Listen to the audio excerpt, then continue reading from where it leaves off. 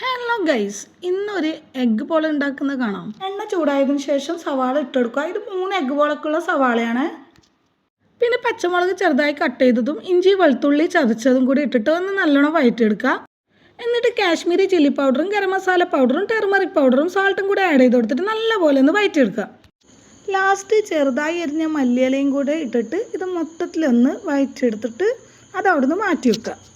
ഒരു മിക്സിയുടെ ജാറിലേക്ക് മൈദ, മിൽക്ക്, എഗ്ഗ്, സാൾട്ട് എന്നിവ ഇട്ടിട്ട് ഒന്ന് നല്ലോണം അരച്ചെടുക്കുക. മറ്റൊരു പാത്രം എടുക്കുക. എന്നിട്ട് അതിലേക്ക് ഈ അരച്ച മാവിൻ്റെ കുറച്ച് ഒഴിച്ചു കൊടുക്കുക. എന്നിട്ട് ആദ്യം റെഡിയാക്കിയ ഗ്രേവിയും 3 മുട്ട പുഴുങ്ങിയിട്ട് നേരെ പകുതിയാക്കിയിട്ട് ഇട്ടതാണ് അതും ഇട്ട് കൊടുത്തിട്ട് ഇതിൻ്റെ ബാക്കി മാവ് മുകളിലേക്ക് ഒഴിച്ചു കൊടുക്കുക. എന്നിട്ട് മല്ലിയിലയും കൂടെ ഇട്ട് കൊടുക്കുക.